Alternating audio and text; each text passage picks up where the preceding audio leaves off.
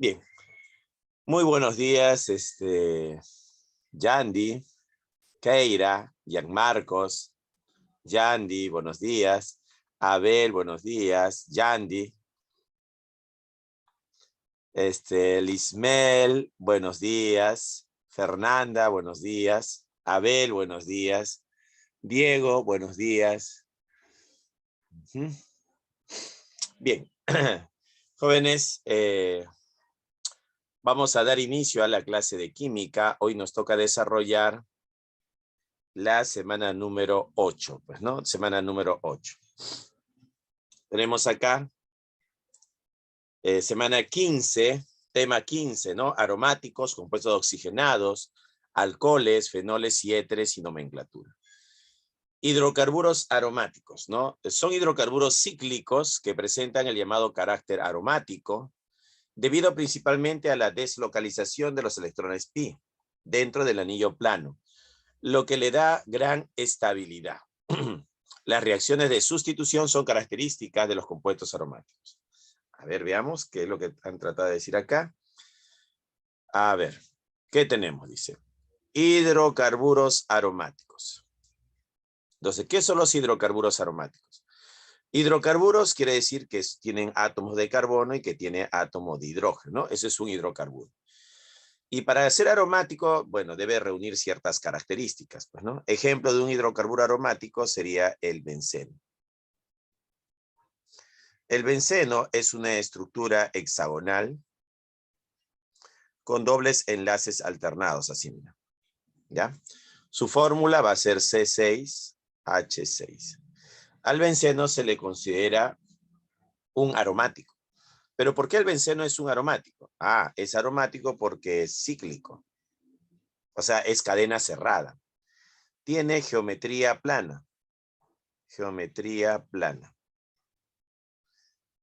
Cumple con una regla, ¿no? Una regla que es que el número de electrones pi debe ser igual a 4n más 2. ¿Ya? Vamos a decir que esas son tres características que me permiten identificar a un compuesto aromático, que es de cadena cerrada, o sea, cíclico, tiene geometría plana y cumple con una regla, pues, ¿no? Que el número de electrones pi es igual a 4n más 2. Bueno, hidrocarburos aromáticos. Son hidrocarburos cíclicos que presentan el llamado carácter aromático, debido principalmente a la deslocalización de los electrones pi dentro del anillo plano, lo que le da gran estabilidad. Claro, cuando hablan de deslocalización, ¿no? Dice principalmente a la deslocalización de los electrones pi para dibujar, ¿no? Representar una deslocalización se hace así, mira. En este caso, para el benceno, sería la siguiente. Yo cuando coloco este circulito, en este hexágono, estoy haciendo referencia a la deslocalización de los electrones pi. ¿Ya? Entonces, eso es la deslocalización de los electrones pi. Dice, los hidrocarburos aromáticos son hidrocarburos cíclicos que presentan el llamado carácter aromático, debido principalmente a la deslocalización de los electrones pi dentro del anillo plano, que le da gran estabilidad. Las reacciones de sustitución son características de los compuestos aromáticos. Ahora, profesor, ¿qué cosa es una reacción de sustitución? A nos recordar. Claro, una reacción de sustitución era lo siguiente. Nosotros podríamos tener acá al benceno, ¿no? Ahí está el benceno. De esta forma. Y por acá él tenía un hidrógeno. Y lo hacemos reaccionar con X. Entonces, ¿qué va a suceder acá? Lo que va a suceder es que X ocupa el lugar del hidrógeno, sustituye al hidrógeno, lo reemplaza. Entonces, X ocupa el lugar del hidrógeno. Entonces, ¿qué va a quedar finalmente? Lo que tenemos como producto sería esto.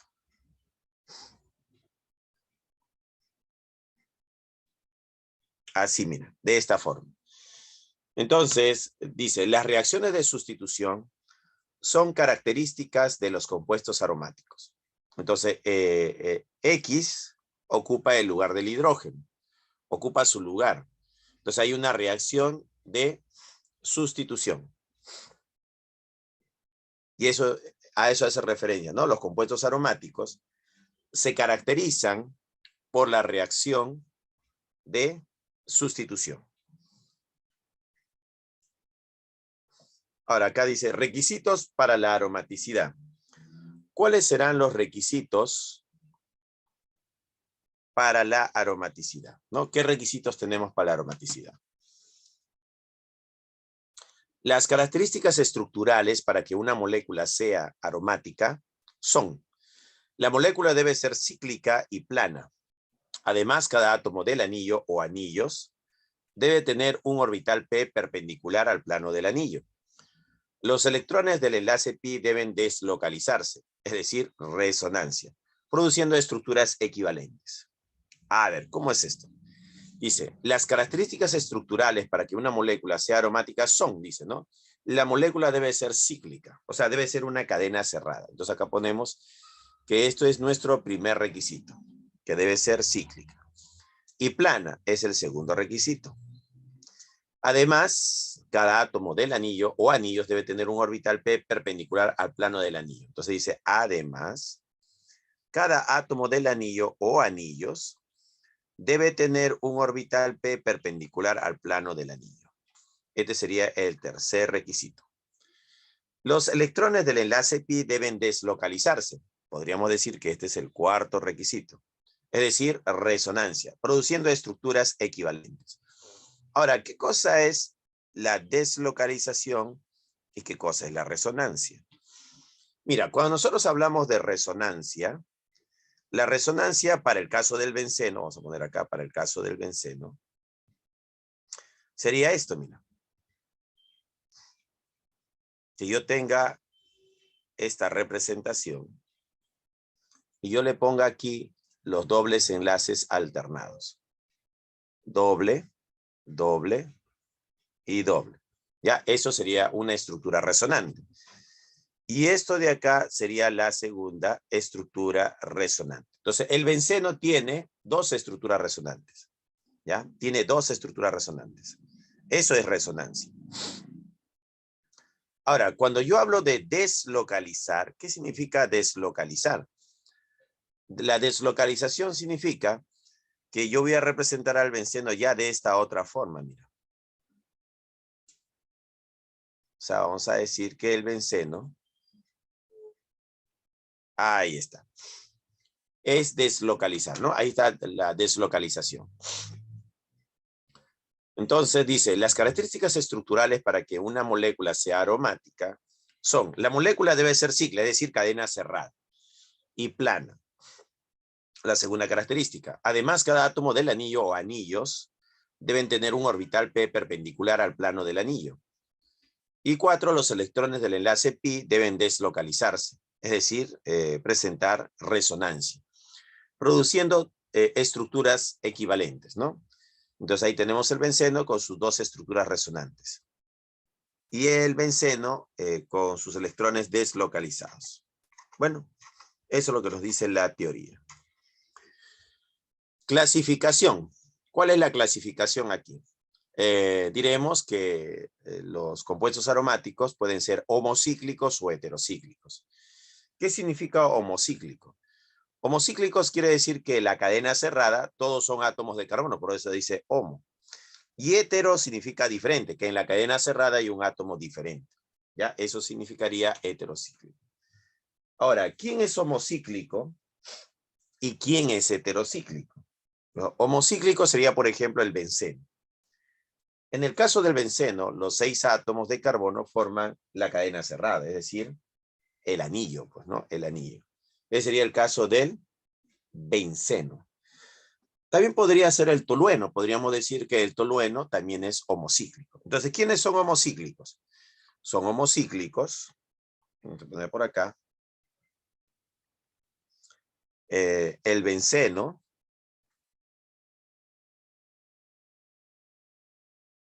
el tolueno. Entonces, ellos van a ser homocíclicos. A ver, vamos a ver cómo es esto de los homocíclicos. Por ejemplo, tengo acá mi estructura hexagonal, ¿no? Él es el benceno. Y debo tener presente que acá tenemos átomos de carbono. 1, 2, 3, 4, 5 y 6. Como los 6 átomos de carbono forman la cadena cerrada, es homocíclico. Él sería un ejemplo de homocíclico y él es el benceno. Otro sería el tolueno. Yo tengo mi estructura hexagonal con dobles enlaces alternados y además tengo acá el Che3. Entonces, esta estructura también es homocíclica. Tenemos acá 1, 2, 3, 4, 5, 6. Cadena cerrada donde todos los átomos son iguales. Él también es homocíclico. ¿Ya? Él también sería homocíclico. Tanto el benceno como el tolueno son homocíclicos. Ahora, ¿quién sería un heterocíclico? Un heterocíclico sería alguien que tenga un átomo diferente al carbono. Podemos mencionar acá el caso de la piridina. Doble enlace, doble enlace, doble enlace. Entonces, en el caso de la piridina, acá tenemos carbono, carbono, carbono, carbono y carbono. En la cadena cerrada hay un átomo diferente, ¿no? Un átomo diferente. El nitrógeno. El nitrógeno. Entonces, por eso lo llamamos heterocíclico. Entonces, la piridina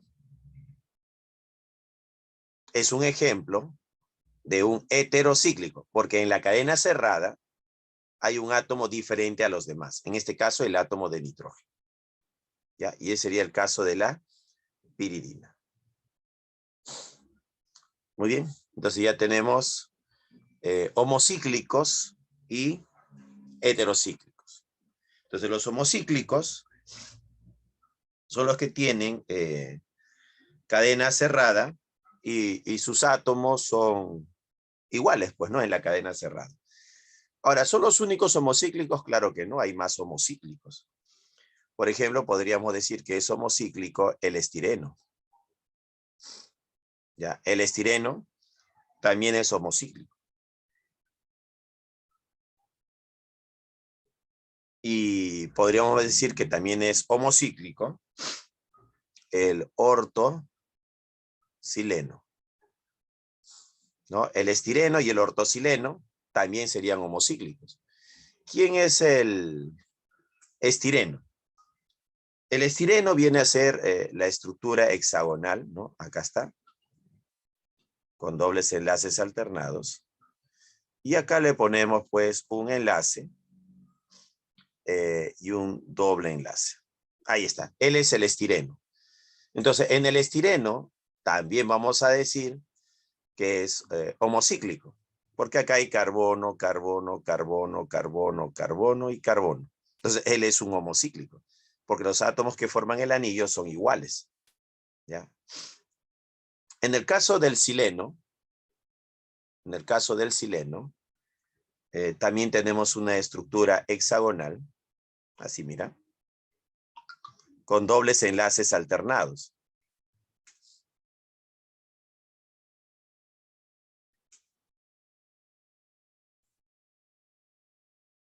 Ahí está. Y tenemos acá un Che3 y acá tenemos otro Che3. Entonces acá también diremos que él es homocíclico, porque acá es carbono, carbono, carbono, carbono, carbono y carbono. Entonces él es homocíclico, porque el anillo, la cadena cerrada, está formada por átomos de carbono. ¿Se entendió? ¿Se entendió lo que es un homocíclico? O sea, lo que me interesa es la cadena cerrada. Si la cadena cerrada está formado por átomos iguales como átomos de carbono, entonces a esa estructura le voy a llamar homocíclico. Pero si la cadena cerrada tiene un átomo diferente, ¿no? Diferente, diremos. Entonces a esa estructura le vamos a llamar heterocíclico. ¿Ya? Heterocíclico. ¿Ya? Entonces ahí tenemos homocíclico y tenemos heterocíclicos, ¿no? Heterocíclicos. Claro, podríamos decir nosotros que aparte de la piridina, podríamos también tener otras estructuras. ¿Qué es lo que debo tener? Que la cadena cerrada debe tener un átomo diferente. Y si el átomo es diferente, diremos que es un heterocíclico. ¿Ya? Bien, continuamos. Benceno, compuesto aromático típico, dice, ¿no? El análisis elemental y la determinación de la fórmula molecular cuantitativa muestran que el benceno tiene fórmula C6H6. Este compuesto presenta un alto grado de insaturación y en comparación con el C6H14, el alcano de 6 carbonos, completamente saturado, es deficiente por 4 moles de hidrógeno. Por tanto, debe tener cierta combinación de enlaces dobles. Con frecuencia, el benceno se representa como dos estructuras equivalentes, denominadas estructuras de Kekulé. Tales estructuras se denominan así en honor a Auguste Kekulé, quien las propuso en 1865. Entonces vamos a colocar acá las estructuras de Kekulé. ¿Cuáles son esas dos estructuras? Mira, el benceno tiene por fórmula 6 carbonos y 6 hidrógenos. Entonces tendríamos 1, 2, 3, 4, 5, 6. ¿No? Ahí están los 6 carbonos. Hay dobles enlaces, doble enlace, doble enlace y doble enlace. Y debo colocar 6 átomos de hidrógeno. Entonces tendríamos acá 1, 2, 3, 4, 5 y 6. Mira, ahí tenemos una de las estructuras de Kekulé. La otra estructura, ¿cómo sería? También debe tener 6 carbonos. 1, 2, 3, 4, 5 y 6. ¿No? Tiene 6 átomos, también con dobles enlaces alternados. Doble, doble y doble. Y debe tener 6 átomos de hidrógeno. Le ponemos acá 1, 2, 3, 4, 5 y 6. A estas estructuras se le llaman, ¿no?, las estructuras de Kekulé, ¿ya? ¿Qué podemos observar? Que hay enlace simple, doble, simple, doble, simple, doble. Ahora, el carbono que tiene enlace doble significa que tiene hibridación sp2. Entonces yo puedo analizar acá la estructura y decir que este carbono, su hibridación va a ser sp2, ¿ya? Y este carbono también va a tener una hibridación sp2. Y así, los 6 átomos de carbono van a tener hibridación sp2. sp2, sp2, sp2 y sp2. Tiene 6 átomos de carbono con hibridación sp2. Bien, continuamos. Y acá está, ¿no? Dice, estructuras de Kekulé. Ahí está la estructura hexagonal, los 6 átomos de hidrógeno. Y a esto se le conoce como las estructuras de Kekulé. Dice, reactividad y propiedades del benceno. El benceno es un compuesto particularmente estable. Por ejemplo, puede soportar el calor durante largo tiempo y la presión alta, y mantener su identidad estructural. El benceno, como se muestra en 1 y 1', contiene enlaces dobles y sencillos que alternan entre sí. Se podría esperar que los enlaces dobles, carbono-carbono, en el benceno, también reaccionarían rápidamente con el bromo en tetracloruro de carbono, para dar lugar a un producto de adición. No obstante, cuando se intenta esta reacción, no sucede nada. Entonces, como yo veo que el benceno tiene enlaces dobles, sospecho que debe tener reacciones como lo hacen las estructuras que tienen enlace doble, pues, ¿no? ¿Y cuál es la reacción que caracteriza a una cadena con enlaces dobles? Por ejemplo, si yo tengo una estructura hexagonal, ¿no? Con un doble enlace aquí, y lo hago reaccionar con bromo en tetracloruro de carbono, entonces, ¿qué se espera? Dice, se podría esperar, ¿no? Acá dicen, ¿qué se espera? ¿Qué se espera? Se podría esperar que los enlaces dobles carbono en el benceno también reaccionarían rápidamente con el bromo en tetracloruro de carbono para dar lugar a un producto de adición. No obstante, cuando se intenta esta reacción, no sucede nada. Por ejemplo, acá tenemos un ciclo alqueno, ¿no? Este es un ciclo alqueno. Este ciclo alqueno lo hago reaccionar con bromo y el producto va a ser el siguiente. Se adicionan los dos átomos de bromo a la estructura. Esta es una reacción de adición. Esta es una reacción de adición. Ahí está. Esto es una reacción de adición. O sea, con los alquenos o cicloalquenos, el bromo en tetracloruro de carbono reacciona mediante reacciones de adición.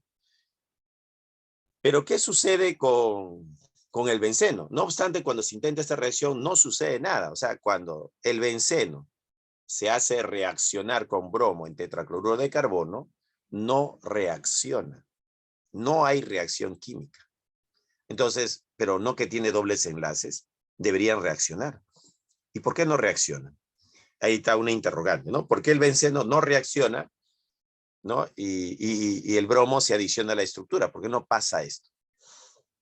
Dice acá, semejantes resultados ocurren con otros reactivos que típicamente reaccionan con alquenos. Por ejemplo, el permanganato de potasio acuoso reacciona con el ciclohexeno, pero no con el benceno. Entonces tenemos un problema. O sea, los cicloalquenos sí reaccionan con los reactivos típicos de los dobles enlaces, pero el benceno se le pone esos reactivos y no pasa nada, no hay reacción. El ciclohexeno experimenta hidrogenación catalítica a temperatura ambiente, ya el ciclohexeno, y a presión atmosférica. Entonces acá tenemos otro ejemplo, ¿no? O sea, si nosotros tenemos el ciclohexeno, o sea, un alqueno, él sufre reacción de hidrogenación, ¿no? A temperatura ambiente y a presión atmosférica, de una atmósfera, pues, ¿no? En tanto que el benceno requiere temperaturas elevadas, 100 grados Celsius, y presión alta, 1000 libras sobre pulgada cuadrada, para que se presente la hidrogenación. Entonces, al benceno hay que forzarlo, hay que obligarlo a aceptar los hidrógenos que se adicionen a su estructura. Entonces, el benceno no tiene una reacción típica de los alquenos. Su reacción es diferente, ya va a ser diferente.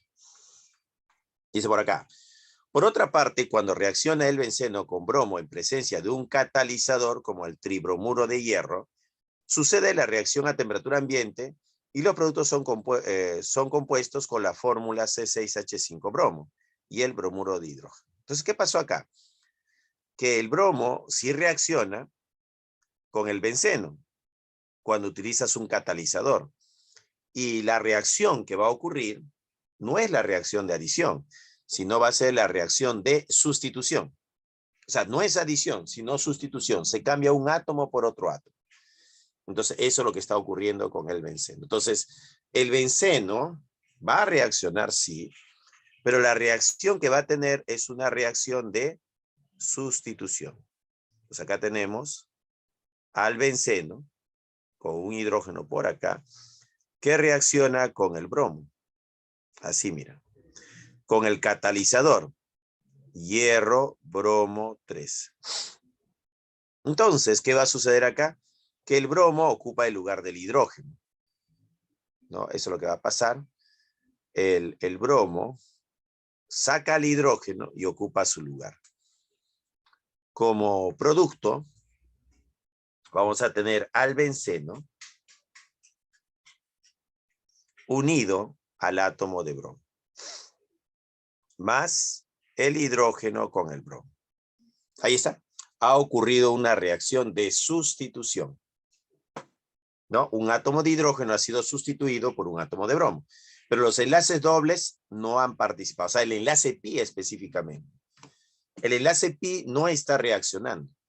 ¿No? No hay reacción del enlace pi. Muy bien. Es el solvente. Es el medio. Puede ser agua o puede ser tetracloruro de carbono. En el caso del tetracloruro de carbono es el solvente. Recuerda que estos compuestos son orgánicos y no se disuelven en agua. El benceno no se disuelve en agua. Agua y aceite. Una capa de benceno y una capa de agua.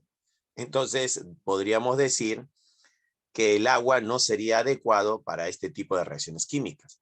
Lo que se recomienda, pues, es un solvente orgánico o un líquido apolar. En este caso, el tetracloruro de carbono es un líquido apolar. Y entonces va a disolver a los compuestos orgánicos. Los va a solvatar. Claro, el tribromuro de hierro va a ser el catalizador.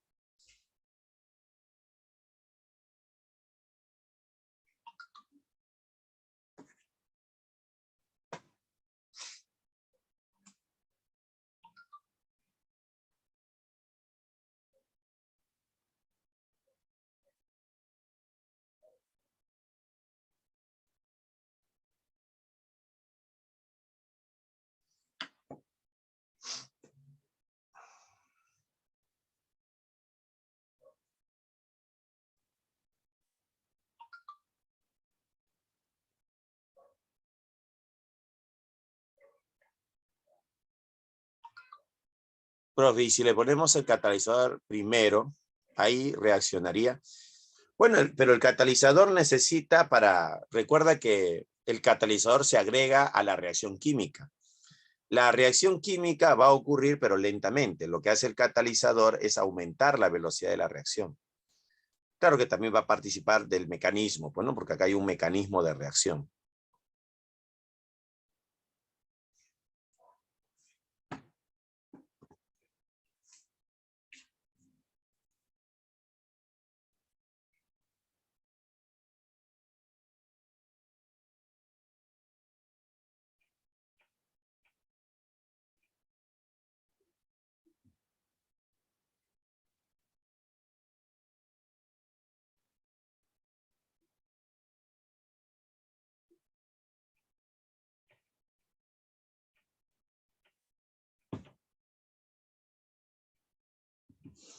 Al decir al primero, ¿a cuál te refieres? ¿Al ciclohexeno o al hexano?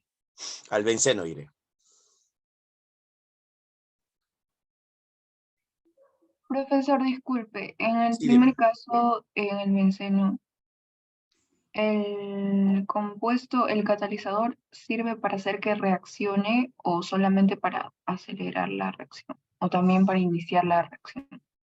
Bueno, como su nombre mismo lo dice, el catalizador, en teoría, aumenta la velocidad. La reacción química va a ocurrir, pero va a ser lenta. Entonces, cuando agregamos un catalizador, lo que hacemos es aumentar la velocidad de la reacción química. Eso es lo que se tiene.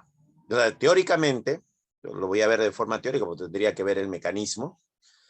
El bromo, ¿no?, va a sustituir un átomo de hidrógeno. Bueno, acá lo dice la teoría, ¿no? Por otra parte, cuando reacciona benceno con bromo en presencia de un catalizador, sucede la reacción a temperatura ambiente.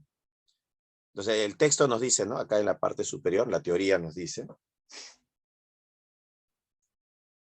Por otra parte, cuando reacciona el benceno con bromo en presencia de un catalizador, como el tribromuro de hierro, sucede la reacción a temperatura ambiente. O sea, la reacción química va a ocurrir, ¿no? Usando este catalizador. Ahora, lo que me pregunta es, ¿qué pasa si quito el catalizador? Bueno, mi razonamiento me indica que si yo quito el catalizador, la reacción química va a ser lenta, ¿no? Va a ser lenta, pero la reacción que está ocurriendo no es adición, es sustitución. Lo que debe quedar claro acá es que estamos viendo dos caminos.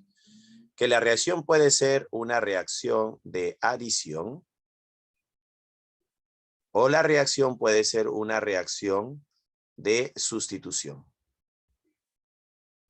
¿Ya? Entonces, la reacción de adición, en el caso de los aromáticos, con el bromo no ocurre. Lo que va a ocurrir es una reacción de sustitución. Ahora, cuando yo le agrego el catalizador, lo que estoy haciendo pues es aumentar la velocidad de la reacción química. Pero sigue siendo reacción de sustitución. En ningún momento he dicho que va a ocurrir una reacción de adición.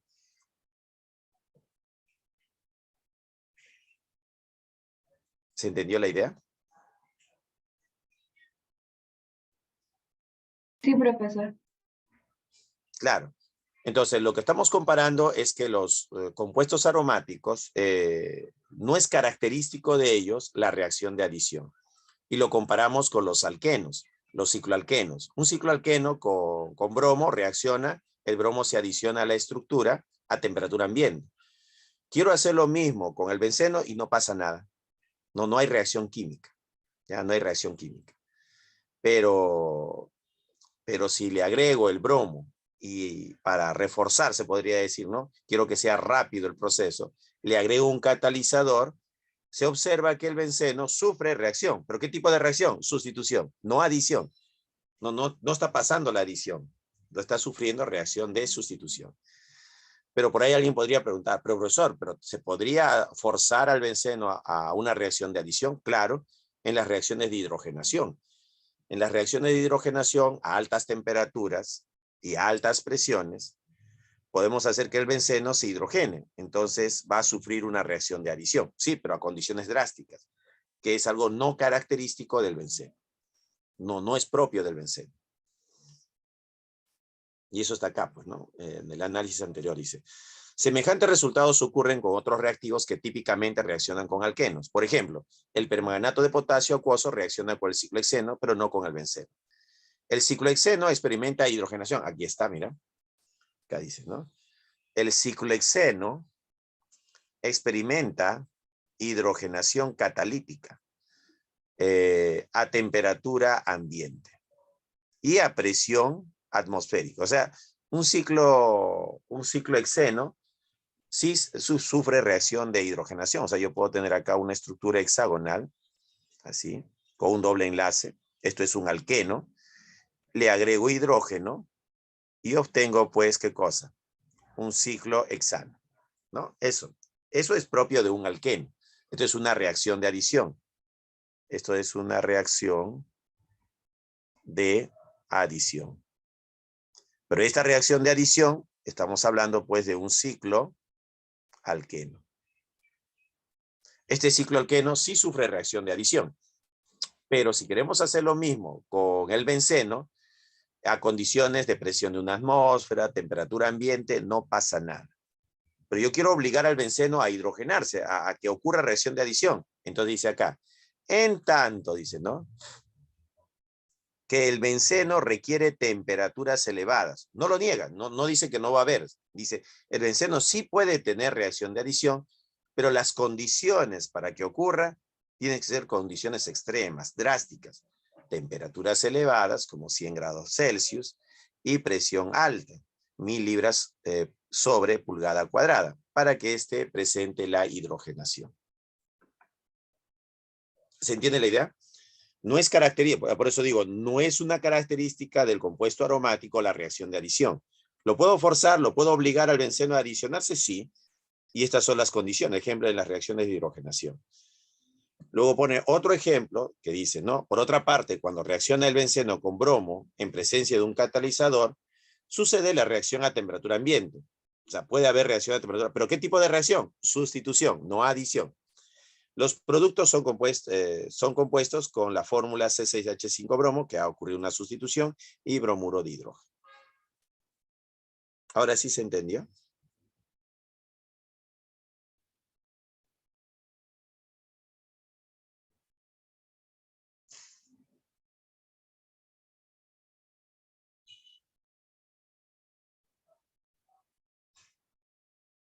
¿O sigue la duda?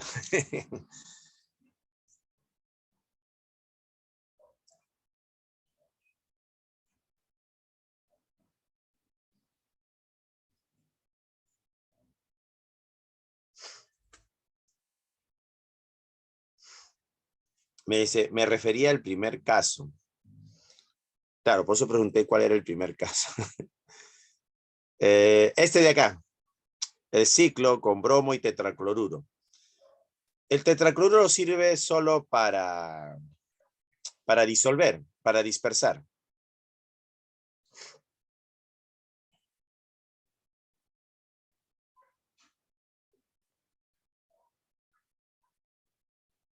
Si se hace la reacción de adición, se romperían los enlaces dobles de... Claro, los enlaces pi son los que reaccionan.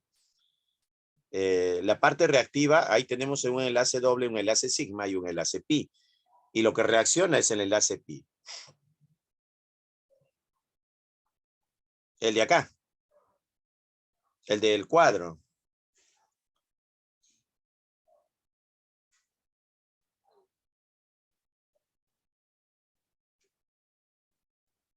Ese, claro.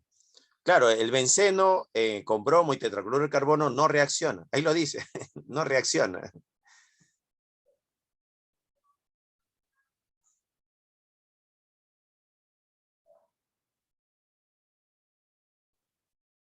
Ah, si a esa reacción le pongo el catalizador. Claro, pero la reacción que va a ocurrir no es la de adición, porque lo que estamos explicando ahí es reacción de adición. Pero si tú le agregas el catalizador, lo que va a ocurrir es la reacción de sustitución, no la de adición. O sea, acá estamos comparando dos tipos de reacciones, la adición y la sustitución. El benceno no va a sufrir reacción de adición, pero si tú le agregas catalizador, lo que va a pasar es la reacción de sustitución.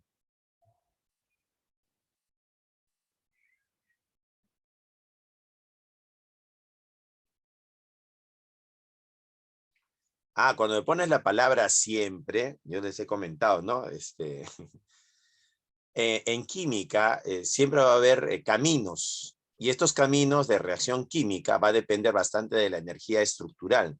En este caso estamos hablando de una estructura que se podría decir que es simétrica, su energía está establecida, pero si yo le pongo al benceno, pues, un grupo nitro, una amina o un cloro, la energía de la estructura del benceno va a cambiar, ¿no? Porque si es el cloro, atrae la densidad electrónica y cambia, pues, la estabilidad, ¿no? De la estructura. Direcciona la sustitución. Bueno, ahí estaríamos hablando de direccionamiento de la sustitución en las posiciones 2, 3 o 4. Entonces, cuando me pones esa palabrita siempre, ese es muy relativo, ¿ya? Para el caso del benceno, sí. Si la estructura es diferente, ya cambia. Cada estructura aromática tiene su propia energía. Y esto va a depender a qué tipo de sustituyentes tenga, pues, ¿no? Si es un metil, un cloro, una amina, una amida, ¿no?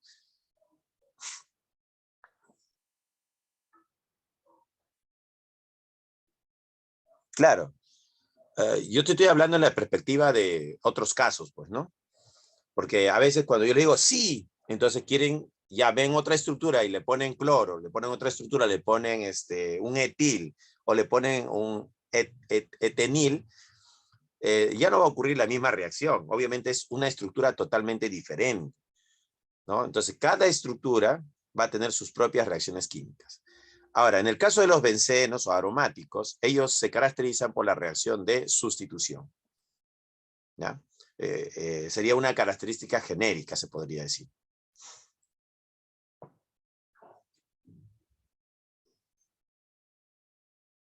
Gracias, profe. No, sí, es interesante. Este camino es como una historia, pues, ¿no? Cada molécula tiene su propia historia. Es diferente. Claro que todos van a tener en común la reacción de sustitución. Ahora, pero ¿cómo es la sustitución? Varía. Entonces, yo ya estoy viendo el primer sustituyente, el segundo sustituyente, el tercer sustituyente. La historia del primer sustituyente es diferente a la historia del segundo sustituyente. Y la historia del tercer sustituyente es diferente a la del primero y el segundo. Pero el primero y el segundo influyen sobre el tercero, ¿no? Entonces yo ya estoy viendo acá diferentes mecanismos, pues, ¿no? Muy bien. Eso es entrar ya en profundidad a las reacciones químicas. Esa es la parte química ya, pues, ¿no? Esa es la química en sí. Muy bien, jóvenes, seguimos entonces, seguimos. Entonces ya hemos entendido algo de los compuestos aromáticos. Que los compuestos aromáticos tienen dos posibilidades, sufrir reacción de adición o sufrir reacción de sustitución. Entonces yo podría decir que lo que caracteriza a un compuesto aromático es la reacción de sustitución. Y la reacción de adición no es característico de un compuesto aromático. Ya no va a ser la característica. Seguimos. Se presenta la sustitución. El hidrógeno se sustituye por bromo en el anillo. Esto en contraste con el ciclo hexeno, en los que ocurre reacción de adición. La reactividad química y la gran estabilidad sugieren que en realidad no hay enlaces dobles normales en el benceno. Mira, entonces acá ya se comienza uno a razonar. ¿Y por qué no hay reacción de adición y en lugar de adición hay sustitución? Entonces ya se sospecha de algo. ¿Cuál es la sospecha? Dice, la reactividad química y la gran estabilidad sugieren, ¿no? Sugieren, ¿no? Acá, ¿no? Dicen, sugieren que en realidad no hay enlaces dobles normales. Profesor, ¿qué cosa es un enlace doble normal? En el benceno son un poquito diferentes estos enlaces dobles. No sufren reacciones típicas de compuestos que contienen el enlace doble. Claro, ¿y cómo demuestras eso? Porque no reaccionan como las estructuras que tienen enlace doble, pues, ¿no? Antes de estudiar la estructura electrónica del benceno, se debe tener presente algunos hechos conocidos. Por ejemplo, la longitud de enlace carbono-carbono, entonces acá ya está argumentando, dice, vamos a tratar de demostrar algo, dice, ¿no? Yo puedo tener un enlace simple carbono-carbono y puedo tener un enlace doble carbono-carbono. Entonces, en el enlace simple carbono-carbono, ¿no? La longitud de enlace carbono-carbono es, en el caso del benceno, ¿no? Porque esto dice caso del benceno, es 1,39 Armstrong. Entonces nosotros tenemos acá en el caso del benceno su enlace, ¿no? Este es el caso del benceno. En el caso del benceno, su enlace dice que tiene 1,39 Armstrong, ¿no? Para el caso del benceno. En comparación con la longitud 1,34 Armstrong de la mayoría de los enlaces dobles. O sea, si yo tenemos acá un enlace doble, lo común, ¿no? De un enlace doble es que la longitud de este enlace sea 1,34 Armstrong. Eso es lo común. Y 1,54 Armstrong en la mayoría de los enlaces sencillos. O sea, 1,54 en enlaces sencillos carbono-carbono. Entonces, este de acá es un enlace sencillo, carbono-carbono, y se esperaría pues 1,54 Armstrongs. Entonces, el benceno no está como enlace sencillo, que es 1,54 Armstrongs, y no está como enlace doble, que debería ser 1,34. Está un poquito más que el enlace doble, pero un poquito menos que el enlace simple. Entonces, el enlace que une a los carbonos en el benceno no lo podemos relacionar estrictamente con un doble enlace o no lo podemos relacionar con un simple enlace, porque la longitud de enlace para un enlace simple o sencillo es 1,54 Armstrong y para un enlace doble es 1,34 Armstrong. Y el benceno no tiene ninguna de esas dos medidas. El benceno tiene un valor casi promedio entre ellas, pues, ¿no? De 1,39 Armstrongs. ¿Ya? Y ese es un hecho, ¿no? Un hecho conocido, dice. Antes de estudiar la estructura electrónica del benceno, se debe tener presente algunos otros hechos conocidos. Las longitudes de enlace carbono-carbono son 1,39 Armstrong en el benceno, en comparación con la longitud 1,34 Armstrong de la mayoría de los enlaces dobles, carbono-carbono, y 1,54 Armstrong de la mayoría de los enlaces sencillos, carbono-carbono. Se trata de un enlace de longitud intermedia. Entonces acá explica, ¿no? Está tratando de explicar acá, dice, ¿no? Se trata de un enlace de longitud intermedia entre los enlaces sencillos y doble carbono-carbono. Solo hay un tipo de enlace carbono-carbono. Además, esta es otra característica del benceno, dice. Además se observa que solo hay un tipo de enlace carbono-carbono en el benceno. O sea, no hay dos tipos de enlace. Y eso se logra demostrar porque los 6 lados del benceno son iguales. Algo curioso en el benceno es que este lado es igual a este lado, es igual a este lado, es igual a este lado, es igual a este lado y este es igual a este lado, ¿no? En el caso del benceno, ¿no? Entonces, en el caso del benceno, los 6 lados, ¿cómo son? Iguales. Si razonamos que los 6 lados son iguales, no podemos decir que hay doble y simple enlace, ¿no? Ahí estaríamos en contradicción, pues, ¿no? Entonces dice acá, solo hay un tipo de enlace carbono-carbono del benceno, debido a que todos los enlaces carbono-carbono tienen la misma longitud de enlace. Si el benceno fuera realmente una de las estructuras de Kekulé, tendría enlaces sencillos y dobles carbono-carbono alternantes. Asimismo, los ángulos de enlace carbono-carbono en el benceno son 120 grados y la molécula es completamente plana. Entonces tenemos dos hechos acá, ¿no?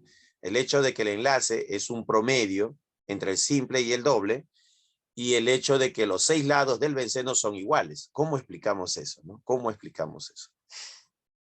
Para explicar eso está la resonancia o deslocalización electrónica, ¿ya? Entonces, para explicar esto, que no tiene explicación, ¿cómo explicar esto de acá? Nace la resonancia y la deslocalización electrónica. La resonancia está relacionada a la teoría de electrones de valencia y la deslocalización electrónica está relacionada a otra teoría, ¿ya? Son teorías diferentes que tratan de explicar lo mismo, pues, ¿no? Dice, la resonancia, dice, la ventaja del concepto de hibridación de orbitales es que además de explicar la geometría de las moléculas, nos permite continuar imaginando que un enlace químico es el apareamiento de electrones.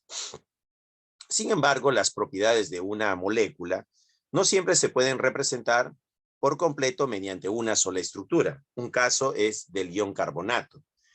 Entonces, tenemos aquí al ion carbonato. Entonces, el ion carbonato viene a ser el CO3, todo esto con una carga de -2, ¿no? Ese sería el ion carbonato. Ahora, este ion carbonato podemos observar acá que tiene un enlace doble, aquí, ¿no? Pero nos dice, esta estructura no puede explicarlo todo. Entonces, acá hay cosas que no se logran explicar. Dice, ¿no? La ventaja del concepto de hibridación de orbitales es que además de explicar la geometría de las moléculas, nos permite continuar imaginando que un enlace químico es el apareamiento de electrones, o sea, el hecho de compartir, pues, ¿no? 2 electrones. Sin embargo, las propiedades, las características de una molécula, no siempre se pueden representar por completo mediante una sola estructura.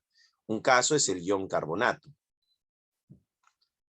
El ion tiene una estructura plana y el ángulo de enlace oxígeno-carbono-oxígeno es de 120 grados, lo cual se puede explicar con facilidad si suponemos que el átomo de carbono está hibridado sp2, ¿no? Su hibridación es sp2. Pero como los resultados experimentales indican que los 3 enlaces carbono a oxígeno tienen igual longitud e igual fuerza. Entonces acá tenemos un problema. Si representamos al ion carbonato así, doble, simple, el doble tiene una longitud diferente al simple. Pero los resultados experimentales indican que los 3 enlaces carbono-oxígeno tienen igual longitud. ¿Cómo explicamos esto?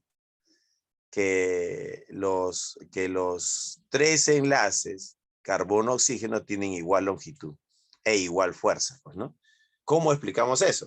Con nuestra representación del ion carbonato, lo que nos estaba tratando, lo que decimos, pues hay doble y simple, y salta a la vista que esos tienen diferente longitud, ¿no? El enlace doble y el enlace simple no tienen igual longitud, son longitudes diferentes. Pero los datos experimentales indican que los 3 enlaces son iguales. ¿Cómo explicamos eso? ¿Cómo explicamos que esos enlaces son iguales? Dice, la estructura anterior es inadecuada para describir al ion. La posición del doble enlace, carbono-oxígeno, se escoge en forma arbitraria. Así que se deben considerar las 3 estructuras siguientes. Tenemos acá un doble enlace, un doble enlace y un doble enlace. Como ves, la posición del doble enlace está cambiando. En la estructura A, el doble enlace tiene una posición. En la estructura B, el doble enlace tiene otra posición. Y en la estructura C, el doble enlace tiene otra posición. Entonces, el ion carbonato se puede representar mediante estas 3 estructuras. Y a cada una de ellas se le va a llamar estructura resonante. Entonces acá tenemos tres estructuras resonantes que son diferentes. A es diferente a B y B es diferente a C. Y el benceno tendría tres estructuras resonantes. Bueno, y hasta ahí nos explica esta teoría. Nos dice que el ion carbonato tiene tres estructuras resonantes. ¿Y cómo sé que es una estructura resonante? Porque solo he cambiado la posición del doble enlace, nada más. Dice acá, la flecha de dos puntas indica que son estructuras de resonancia del ion carbonato. El término resonancia quiere decir que se usan dos o más estructuras de Lewis para una sola molécula o ion, que no se puede describir totalmente con una sola estructura de Lewis. El punto es que ninguna de las estructuras individuales de resonancia representa fielmente al ion carbonato. El ion se representa mejor sobreponiendo las tres estructuras de resonancia. El modelo anterior solo nos permite resolver el dilema de tratar de explicar propiedades como longitud de enlace y fuerza de enlace, ¿no? Longitud de enlace y fuerza de enlace.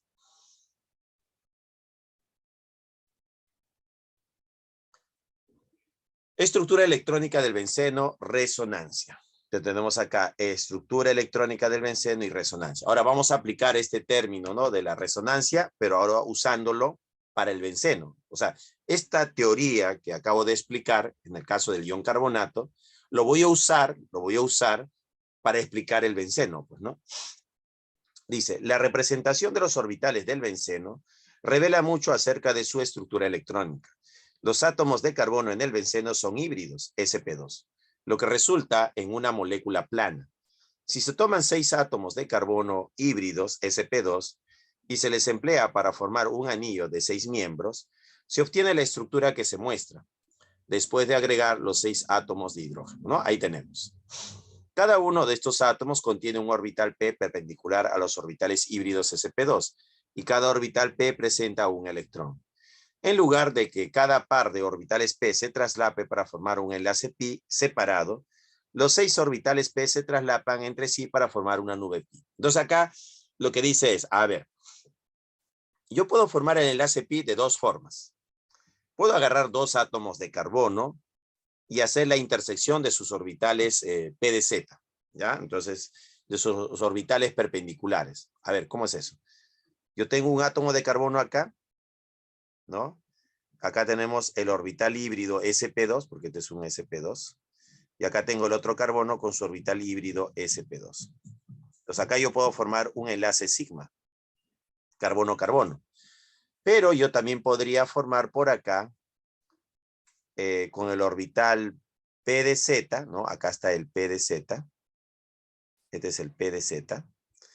Con el otro p de z, del otro átomo, que él es el perpendicular, pues, ¿no? El p de z. Entonces, entre ellos, yo puedo formar un enlace pi. Así, mira, un átomo de carbono con otro átomo de carbono. Esto es una forma de razonamiento. Yo puedo formar el enlace sigma, carbono-carbono, y el enlace pi. Una segunda forma de razonarlo sería así. Yo tengo acá los 6 orbitales p de z, p de z, p de z, el p de z, el p de z y el p de z, ¿no? Tenemos los 6 orbitales p y los 6 orbitales se intersectan. O sea, los 6 orbitales van a tener intersección de sus orbitales, pues, ¿no? Y van a formar traslape. ¿Qué cosa es el traslape? El traslape es cuando yo tengo un orbital y tengo otro orbital, esta zona de intersección se va a llamar traslape. ¿Ya? El traslape es la intersección de las nubes electrónicas. Y acá es donde están los electrones que se comparten, ¿no? En esta zona de intersección. Entonces, yo puedo hacer que estos orbitales p, todos, se intersecten, o sea, que tengan traslape.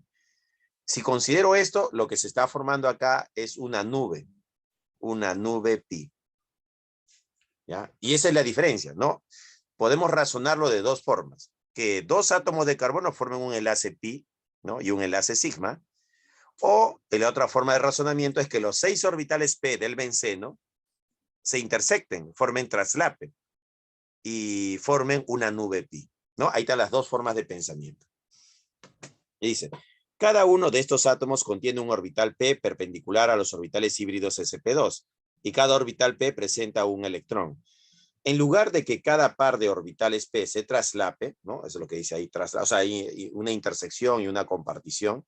Dice, en lugar de que cada par de orbitales p se traslape para formar un enlace pi por separado, ¿no? Estar por separado. La otra forma de pensar es que los 6, dicen, ¿no? Los 6 orbitales p se traslapan entre sí para formar una nube pi. ¿Y cómo quedaría si pensamos de esa forma? Quedaría así, mira. Esta sería la estructura. Entonces, la formación de la nube pi. Entonces, acá podemos ver que se está formando una nube pi. Ahí está la nube pi. Ahí está la nube pi. Ahí está. Entonces, nos dice que podemos razonarlo esto de dos formas diferentes. Que cada 2 átomos de carbono forman un enlace pi, o que los 6 átomos de carbono se intersectan entre ellos y forman una nube pi. Una nube pi. Dice, los electrones que forman la nube pi ya no se relacionan con 1 o 2 átomos de carbono, como cuando están en el enlace pi de los alquenos. Esta deslocalización explica, ¿no?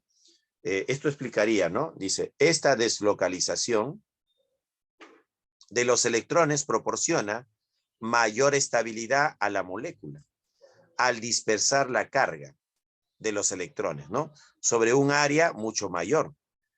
Entonces dice, esto le conviene a la estructura, ¿por qué?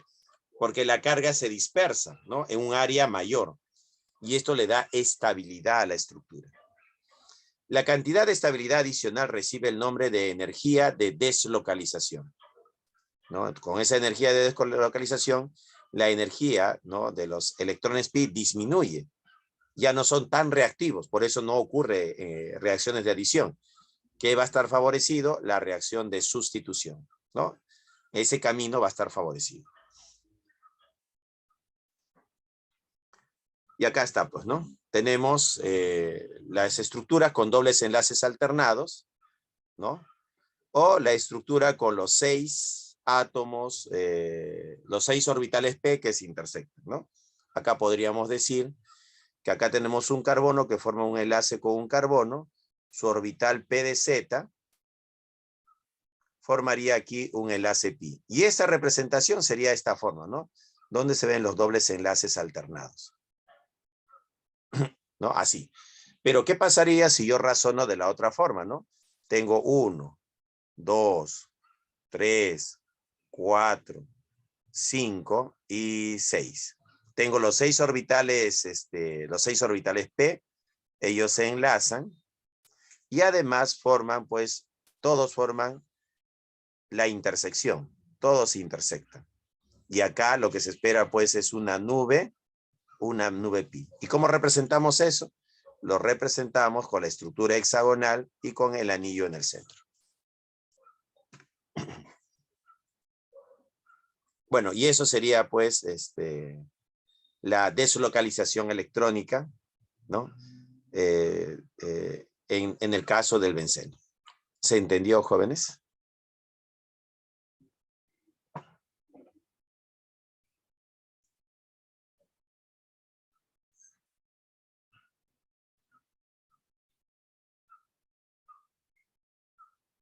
¿Están ahí, jóvenes? Están ahí. Están ahí, jóvenes.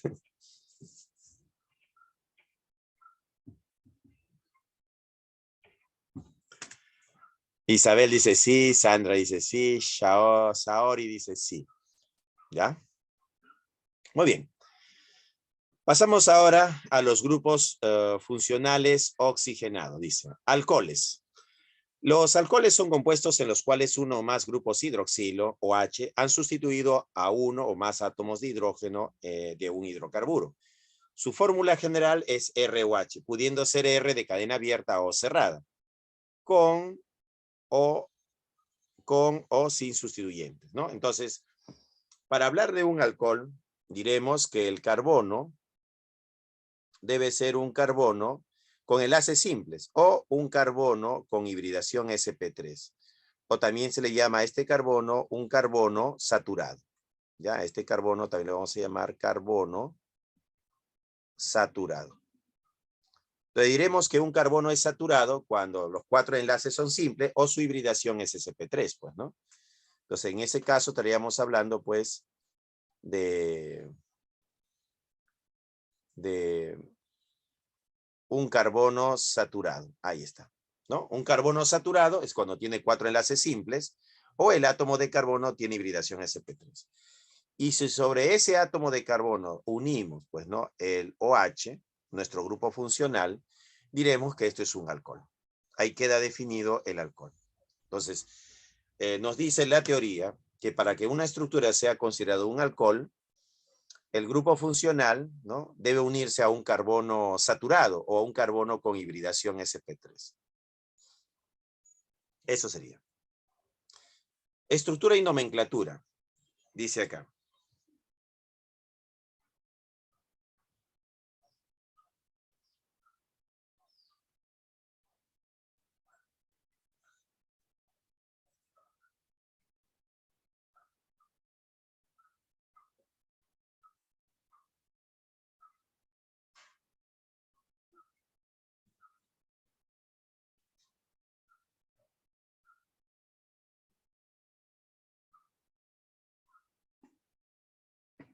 Estructura y nomenclatura, dice. La unión de un grupo OH, un grupo hidroxilo, a un átomo de carbono saturado, da como resultado la familia de los compuestos denominados alcoholes.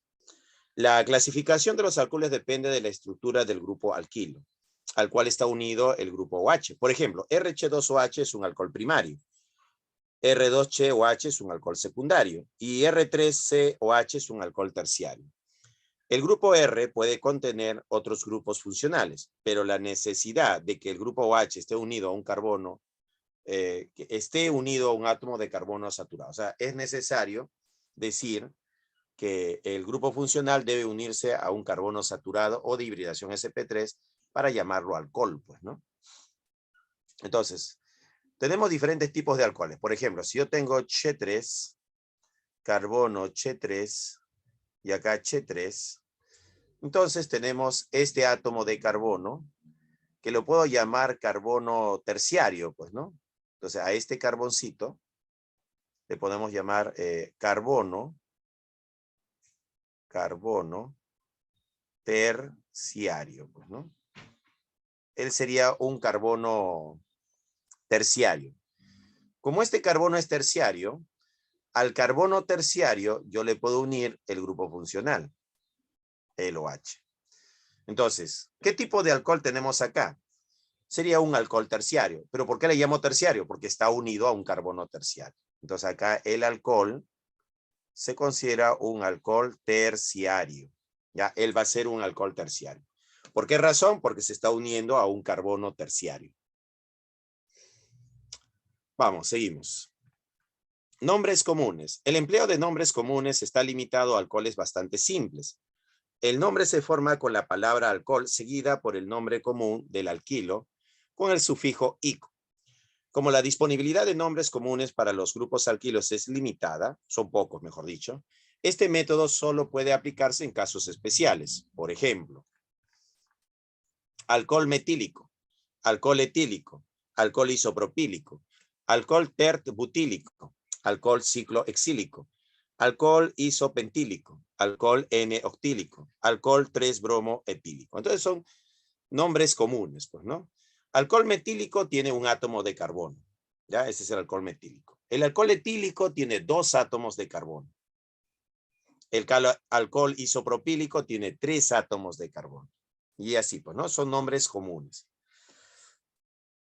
Donde el nombre comienza con alcohol y termina con ico, ¿no? Entonces acá tenemos que el nombre comienza con alcohol y termina con el ico, pues, ¿no? Alcohol metílico, alcohol etílico, alcohol isopropílico, alcohol terbutílico, Profesor, en el caso del metanol, ¿el OH está unido a un carbono primario? No, no está definido. Sí, eso ha sido, ¿no? La definición de primario, secundario, es que tengas al menos un carbono. Por ejemplo, a partir de 2 carbonos está la definición. Si tú tienes 2 carbonos, ¿no? 2 átomos de carbono, cada carbono sería primario, pues, ¿no? Si tienes 3, habrían 2 primarios y un secundario. Pero si hay un solo átomo de carbono, ahí no entra la definición, ¿no? No está definido simplemente. Por ahí alguien podría animarse a establecer una nueva definición ahí. Pero queda como comentario nada más. Profe, ¿y por qué el nombre de N-octílico? ¿Cuál es la duda? ¿La N?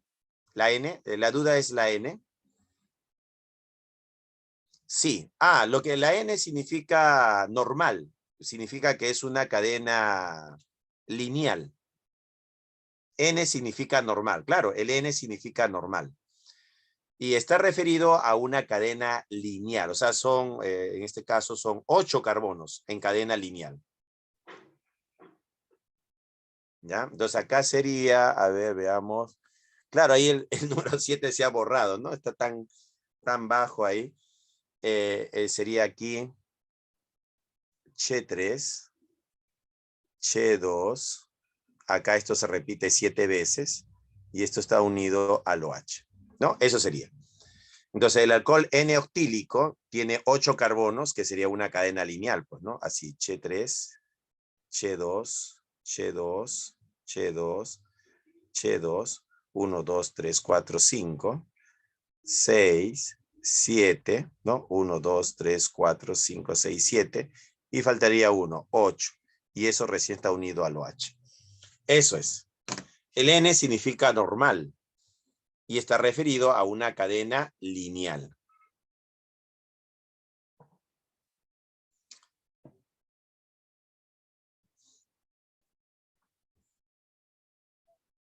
Muy bien, continuamos. Ahora entramos a la nomenclatura sistemática o YUPA, pues, ¿no? ¿Qué dice? La cadena continua más larga de átomos de carbono a la que se une el grupo OH se selecciona como la cadena principal. El nombre alcano correspondiente a la cadena más larga de átomos de carbono es el nombre original del alcohol. Y la terminación O es reemplazada por OL. Así la terminación característica de un alcohol es OL. 2. La cadena más larga está numerada de modo que el grupo OH está unido al carbono que tiene el número más bajo posible. El grupo OH supone prioridad al numerar con respecto a los enlaces dobles y triples. Claro, esto es lo que siempre me preguntan, pues, ¿no? ¿Qué pasa si yo tengo un Ch2, ¿no? Un Ch2 unido al OH. Y por acá tenemos Ch2, Ch2, y acá tenemos Che, doble enlace, Ch2. ¿No? Entonces dice, ¿por dónde comenzamos la numeración? ¿Quién tiene la prioridad? Y la prioridad lo tiene el alcohol. El alcohol tiene prioridad y sería 1, 2, 3, 4 y 5. Entonces, entre un alcohol y un enlace doble, el alcohol tiene mayor prioridad. Tiene mayor prioridad el alcohol. ¿Ya? Entonces, el alcohol debe tener la menor numeración. Propiedades físicas de los alcoholes, o sea, características físicas de los alcoholes. Dice, los alcoholes son nuestro primer ejemplo de una familia de compuestos que presentan una considerable polaridad, debido a la presencia del enlace oxígeno-hidrógeno. Tal polaridad se refleja en sus propiedades físicas, punto de ebullición, punto de fusión y solubilidad, entre otros. Disolventes. Recuerde que los hidrocarburos alcanos, alquenos, alquinos y cicloalcanos son esencialmente no polares y muestran una solubilidad muy baja en disolventes polares como el agua. Los haluros de alquilo y ciertos isómeros geométricos de los alquenos tienen momento dipolo. Sin embargo, estos compuestos muestran poca o ninguna solubilidad en los disolventes polares y todos son solubles en solventes no polares. Los alcoholes muestran características de solubilidad radicalmente diferentes, o sea, es todo lo contrario, pues, ¿no? En el caso de los alcoholes, dice. La comparación de los puntos de ebullición de los alcoholes con los de los alcanos de pesos moleculares semejantes, indica que los alcoholes hierven a temperaturas mucho más altas. Por ejemplo, el alcohol N-butílico hierve a 118 grados Celsius, en tanto que el N-pentano hierve a 36 grados Celsius. Este fenómeno es parecido al del agua, el amoníaco y el fluoruro de hidrógeno, que tienen puntos de ebullición considerablemente mayores de lo que se esperaría en el caso de compuestos de pesos moleculares semejantes. Muy bien, continuamos. Metanol. ¿Qué podemos hablar del metanol? Dice, el metanol o alcohol metílico se prepara generalmente a partir de compuestos inorgánicos. La hidrogenación del monóxido de carbono puede llevarse a cabo en presencia de un catalizador metálico a alta temperatura y presión. Entonces, podemos convertir el monóxido de carbono más hidrógeno en metanol. Ahora, el metanol, si las personas consumen metanol, este produce ceguera, ¿no? Pierden la visión. ¿Ya? Ese es un problema del consumo de metanol. Pues no es recomendable consumir metanol. Etanol es otro alcohol muy importante, muy conocido, pues, ¿no? Dice, el etanol, o también conocido como alcohol etílico, H3H2OH, es el alcohol que se emplea en las bebidas alcohólicas, dada su gran utilidad como disolvente en la química orgánica y como materia prima para muchas síntesis. El etanol es uno de los alcoholes de uso más frecuente. El etanol se prepara industrialmente mediante la hidratación del eteno. El eteno y el vapor se dejan reaccionar a temperaturas elevadas en presencia de ácido fosfórico como catalizador. Entonces ahí tenemos, ¿no? El eteno, cómo se convierte en etanol. Otra forma de producir etanol es, otro método para obtener etanol es la fermentación de carbohidratos. Por ejemplo, nosotros podemos fermentar el arroz y la fermentación del arroz nos da el saque. La fermentación de la manzana. La fermentación de la manzana nos da la sidra. La fermentación de la uva nos da el vino, ¿no? La fermentación de la uva nos da el vino. La fermentación de la yuca también tiene carbohidratos. Entonces, si lo fermentamos, obtenemos el famoso masato, pues, ¿no? El masato. Entonces, podemos obtener etanol haciendo procesos de fermentación de carbohidratos. Muy bien, y eso sería con respecto al etanol. Entramos ahora a la clasificación de alcoholes. Por el tipo de carbono que se une al grupo hidroxilo. Tenemos alcohol primario, alcohol secundario y alcohol terciario, ¿no? El alcohol primario, cuando el grupo hidroxilo está enlazado a un carbono primario. Alcohol secundario, cuando el grupo hidroxilo está unido a un carbono secundario. Y alcohol terciario, cuando el grupo funcional se une a un carbono terciario, pues, ¿no? Creo que les había comentado ya, ¿no? O sea, si nosotros tenemos, por ejemplo, Che3, Che, unido a un Che3, y analizamos este carbono de acá va a ser un carbono, a ver, este es un carbono secundario. Es un carbono secundario porque se está uniendo a dos átomos de carbono. Ahora, si lo unimos al OH, nos preguntamos, ¿qué tipo de alcohol es? Ah, este alcohol es un alcohol secundario. ¿Por qué le vamos a llamar alcohol secundario? Le llamamos alcohol secundario porque está unido a un carbono secundario. ¿Ya? Es un alcohol secundario porque se une a un carbono secundario. Otra forma de clasificar los alcoholes es por el número de grupos hidroxilo unidos a la cadena carbonada principal. Por ejemplo, los monoles, cuando el grupo hidroxilo es único, ¿no? Entonces tenemos acá el caso de los monoles. Por ejemplo, el etanol, pues, ¿no? El etanol es Che3, Che2, unido al OH. Como solo tiene un OH, el etanol se puede considerar un monol. Ahora, polioles. En la estructura hay dos o más grupos OH. Por ejemplo, tenemos el caso de la glicerina, ¿no? La glicerina. ¿Quién es la glicerina? La glicerina, pues, es el Che2OH unido a un CheOH unido a un Che2OH. Esta estructura se llama glicerina. Y la glicerina sería un ejemplo de un poliol. Entonces la glicerina sería un poliol. Ahí está. Entonces tenemos monoles, un monol o un poliol. Cuando hay dos o más grupos hidroxilos en la cadena, pues, ¿no? En la cadena principal.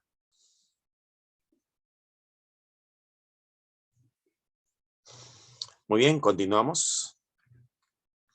Éteres. A ver, ¿cómo es el éter y cómo se nombra un éter? Bueno, los éteres podrían ser, por ejemplo, este éter de acá, Ch3, oxígeno, Ch3. A este éter, bueno, lo podemos llamar de la siguiente forma. A él se le llama metil y a él también se le llama metil. Entonces yo podría decir metil, metil, éter. Entonces el nombre que va a recibir va a ser dimetil éter. ¿Ya? Dimetil éter. O yo también podría tener acá Ch3, Ch2, oxígeno, Ch2, Ch3. Entonces acá tendría acá esta estructura que es un etil. Y esto también sería otro etil. Entonces etil, etil. Entonces se llamaría dietil éter. ¿No? Su nombre sería dietil éter. Pero no es la única forma de nombrarlos. Entonces existen otras formas de nombrarlos también. Por ejemplo, yo tengo Ch3, Ch2, oxígeno, Ch2, Ch3. Buscamos la cadena principal. ¿Quién sería la cadena principal? La cadena principal sería esto de acá. Esto sería met-et, esto sería el etano. Y esto de acá se convierte en sustituyente y su nombre sería 2 carbonos, sería et. Y como está con el oxígeno, a él se le llamaría oxi. Su nombre sería etoxi. Et por los 2 carbonos y por el oxígeno sería oxi. Su nombre sería etoxi.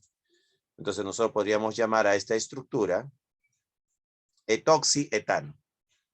Etoxi-etano. ¿No?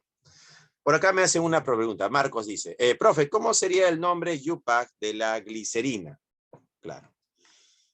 Acá la glicerina, jóvenes, en nomenclatura UPAC, ¿cómo le podríamos llamar? A ver, primero buscamos la cadena principal. La cadena principal sería esto de acá.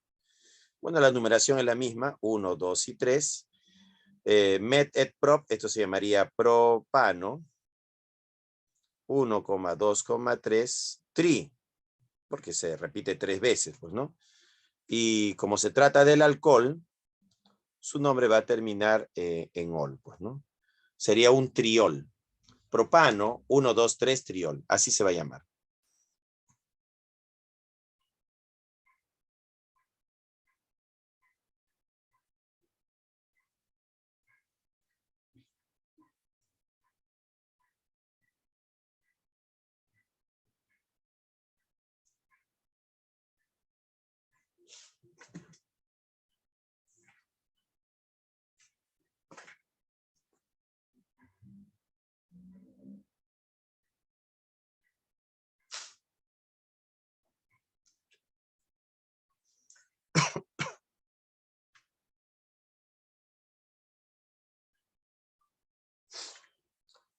A ver, dice acá. Claro, tiene otros nombres, ¿no? Glicerol, glicerina.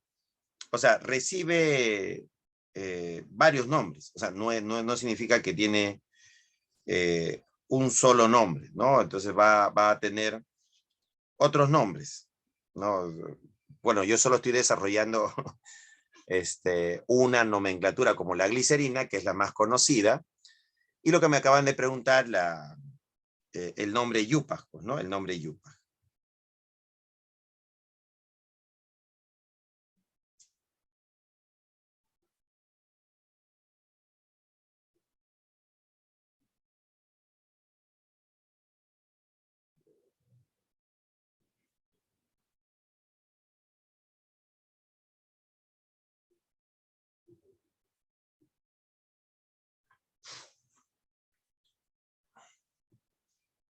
Claro, acá la pregunta de su compañero es si tiene otro nombre, ¿no? Realmente los éteres tienen varios nombres, ¿ah?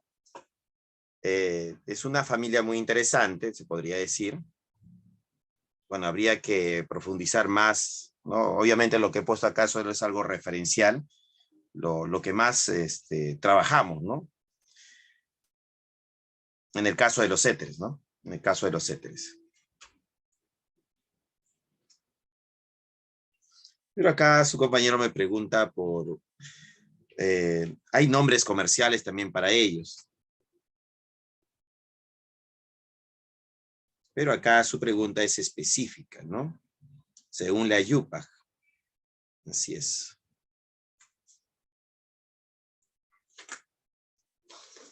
A ver. Está preguntando por los éteres. Los éteres, ¿no? Los éteres. A ver, me está preguntando, su pregunta es específica. Dice, profe, el de abajo puede ser éter etílico también, simplemente con el término etílico. O sea, cuando tiene dos Ch3, pues, ¿no? Ch3, Ch3. Claro que es un nombre común, pues, ¿no?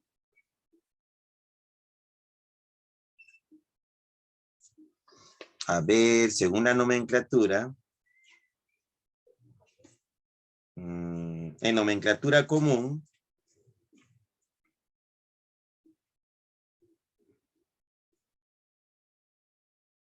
claro, también se le puede llamar éter etílico cuando los dos grupos son iguales, o sea, la estructura es simétrica.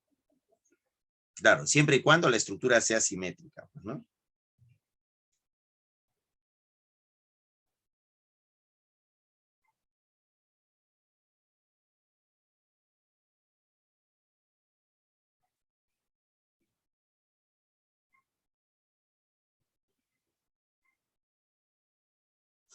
Sí, entonces podríamos poner acá, debido a la pregunta de su compañero, claro, es que me queda poquito espacio, entonces podríamos poner acá que a esta estructura, vamos a ponerlo acá así chiquitito nada más, si yo tengo el Ch3, oxígeno Ch3, ¿no?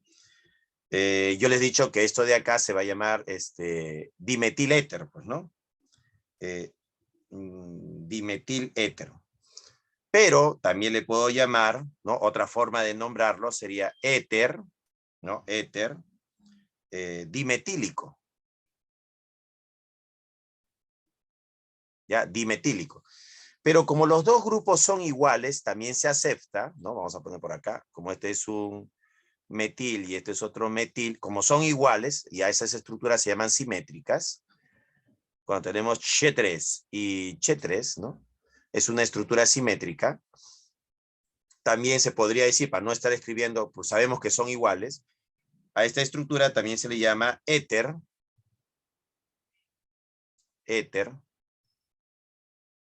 metílico. Ahí está. Metílico. Ahí está. Éter metílico. Entonces, le puedo llamar éter dimetílico, pero como la estructura es simétrica, vamos a hablar acá de simetría, simétrica, son iguales, este Ch3 es igual a este Ch3, entonces puedo también llamarlo éter metílico. Lo mismo puedo aplicarlo para el etil-etil. Como las dos estructuras son iguales, yo tengo el dietil éter o éter dietílico, entonces también le puedo llamar éter, ¿cómo se llamaría? Etílico, pues, ¿no? La terminación ico.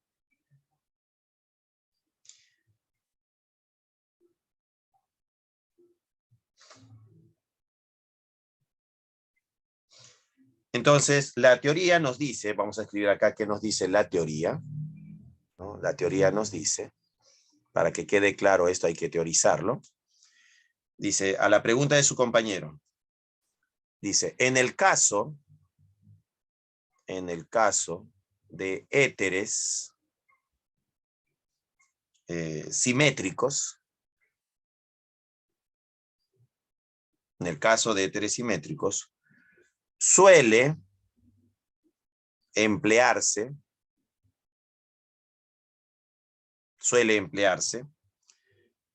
el nombre del grupo alquilo. el nombre del grupo alquilo. O arilo. En lugar de dialquilo. O diarilo. O diarilo. Punto y coma, ponemos por acá. El uso, ¿no? Dice el uso del prefijo. El uso del prefijo di es opcional. Ahí está. Listo, esa sería la teoría.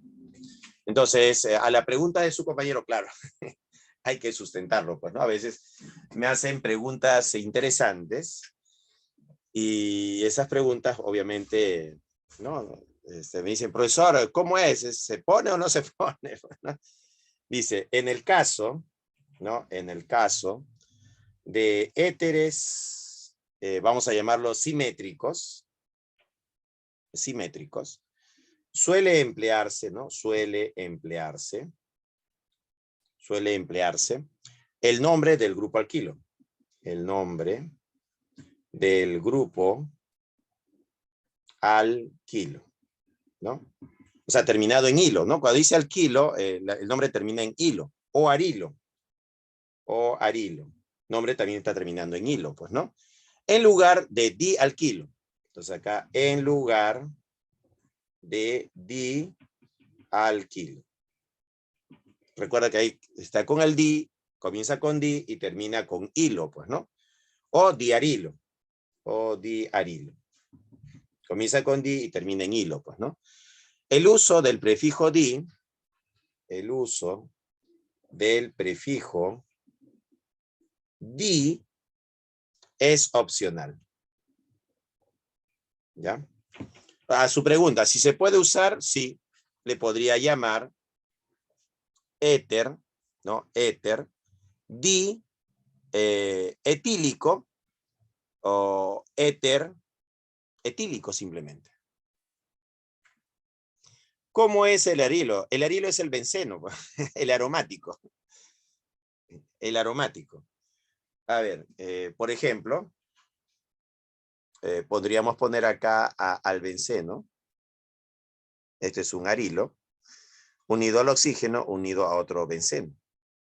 Él sería el fenil y él también sería el fenil. Entonces acá yo le podría llamar difenil éter. Difenil éter. Porque son dos fenil, ¿no? Fenil, fenil y el éter está al centro. Entonces su nombre sería difenil éter. ¿Se entendió?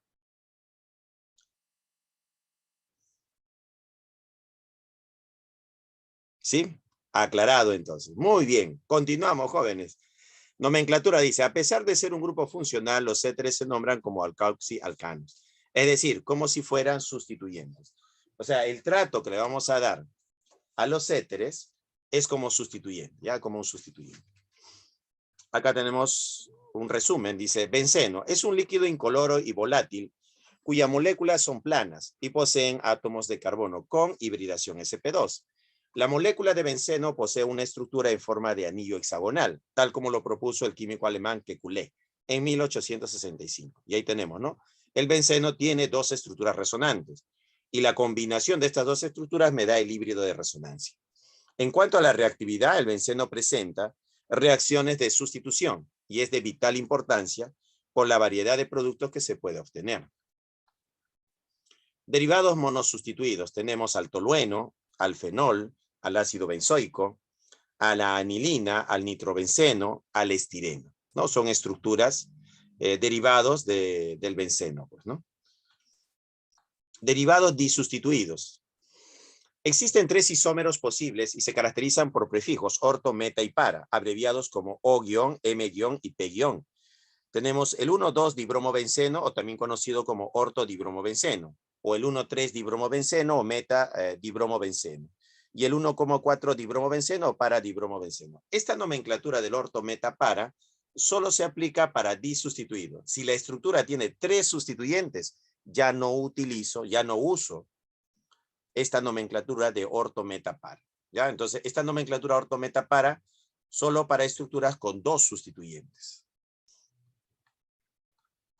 Anillos condensados. Tenemos aquí al naftaleno y al antraceno. La numeración ya está establecida. 1, 2, 3, 4, 5, 6, 7, 8. ¿Ya? A la posición 1 también se le llama posición alfa. Y a la posición 2 se le llama también posición beta. ¿Ya? Por ejemplo, si yo quiero dar nombre a una estructura, se me ocurre, ¿no? Tener aquí al naftaleno. Y le ponemos aquí un cloro. Entonces, yo veo la numeración y digo, su numeración debe ser posición 1, posición 2, posición 3. El cloro está en posición 2. Su nombre sería 2-cloro naftaleno. Ese sería su nombre. Lo mismo para el antraceno. En el antraceno las posiciones ya están establecidas. 1, 2, 3, 4, 5, 6, 7, 8, 9 y 10. La posición 1 y 2, igualito, ¿no? La posición 1 es posición alfa y la posición 2 es posición beta. La posición 9 es posición gamma. Entonces acá tenemos 3 posiciones también en alfa, beta y gamma. Ahora, alfa, alfa, beta, beta, ¿no? Acá vamos a tener posiciones alfa, alfa, beta, beta. Acá tendríamos posiciones beta, beta. Y la posición gamma. Entonces tenemos 4 posiciones alfa y 4 posiciones beta y 2 posiciones gamma. Por ejemplo, si yo quiero dar nombre a una estructura, yo quiero la siguiente estructura. Tenemos aquí al antraceno. Ahí está el antraceno. Y le ponemos aquí al Che3, ¿no? Un metil. Entonces yo ya sé que la numeración ya está establecida de antemano. Entonces esta es la posición 1 y esta es la posición 2. Entonces, ¿cómo le puedo llamar a esta estructura? Le podría llamar 2-metil, ¿no? 2-metil antraceno. Antraceno. Ese sería su nombre. Entonces, el nombre de la estructura sería 2-metil antraceno. También le podría llamar beta, ¿no? Porque está en posición beta. Beta-metil antraceno. Entonces, le puedo llamar 2-metil antraceno o también le puedo llamar beta-metil antraceno. Ahora, ¿qué pasaría si cambio la posición del sustituyente? Por ejemplo, se me ocurre a mí cambiar la posición del sustituyente. Supongamos que quiero ponerlo aquí al cloro. Entonces, ¿cómo se va a llamar esta estructura? Aparentemente tú dirías, pues no, profesor, esa estructura, si mantengo la numeración, tal como usted nos ha enseñado, acá sería la posición 1, 2, 3, 4, ¿no? Posición 5, 6, 7 y 8. El cloro estaría en posición 7. Entonces yo debería pensar que su nombre es 7-cloro naftaleno. Pero este no es el nombre correcto.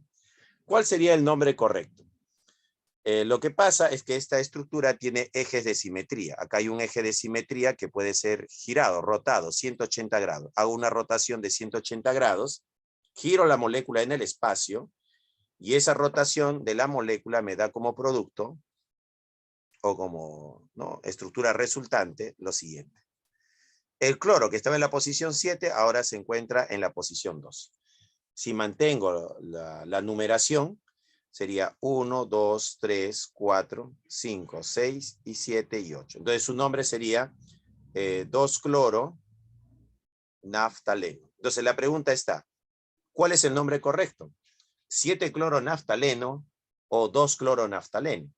Y la respuesta sería que el nombre correcto sería 2-cloro naftaleno. 7-cloro naftaleno no. ¿Se entendió?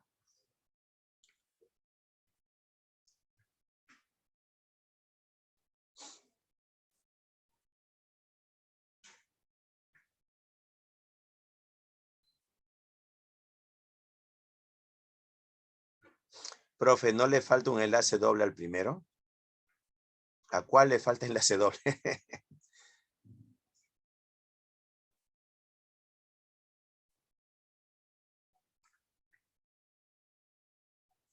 Me estás hablando del naftaleno. No, está bien. Esa es la estructura del naftaleno, ¿ya? Esa es la estructura del naftaleno. Sí está bien la representación. Recuerda que cuando pongo enlace simple y doble es por teoría de electrones de valencia. Profesor, disculpe, ¿puede repetir cómo lo invirtió para que el cloro quede al final en 2? Ah, ya. Bueno, yo les hago el siguiente esquema, ¿no? Les digo, miren, la rotación significa, por ejemplo, a ver, ¿cómo podemos poner la rotación? Es como tener la fotografía de alguien. Vamos a poner acá, a ver, tiene que ser algo simétrico. Esto de acá, a ver, ¿con quién lo podemos hacer? Algo que sea simétrico. Bueno, el naftaleno es una estructura simétrica. Una rotación significa girar la molécula en el espacio. ¿Qué podemos girar en el espacio? A ver, algo que podamos girar en el espacio. Ah, tu celular, pues, ¿no? El celular, claro, todos tienen celular. Tu celular lo puedes poner en forma horizontal, ¿no? Y tú giras en el espacio 180 grados y vas a ver el reverso, ¿no? Entonces, si tú tienes un celular que estás mirando la pantalla del celular donde están las letritas, ¿no? Está la hora, ¿no? Y tú giras ese celular en el espacio y ahora vas a ver la marca del celular, vas a ver la zona del micrófono, la cámara, ¿no? Esa zona vas a observar porque has girado tu celular en el espacio 180 grados. A ver, no sé si me dejé entender. Por ejemplo, si yo tengo acá un rectángulo, como un celular, ¿no? Este es el rectángulo. Acá yo puedo ver la hora, pues, ¿no? Vamos a suponer que el color de tu celular sea de color amarillo, ¿no? Ahí está. Tú puedes ver ahí la hora, pues, ¿no? ¿Y qué hacemos? Ahora vamos a hacer girar el celular en el espacio. Entonces, yo trazo acá en el centro un eje de simetría. Esto se llama eje de simetría. Es simétrico el rectángulo. Entonces, yo puedo hacer un giro de 180 grados. De 180 grados.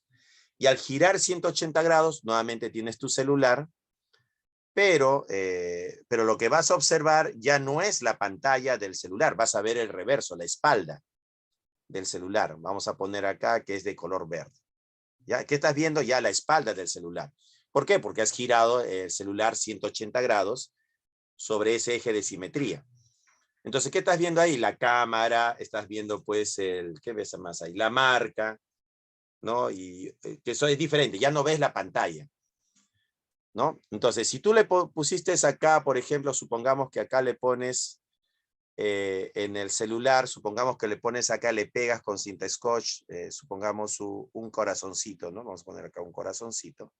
Ahí está, le pegas con cinta scotch, ¿no? Ahí, un corazoncito. Cuando tú giras el celular, ese corazoncito va a aparecer para este lado ahora. Está pegado ahí, pues, ¿no? El corazoncito está pegado.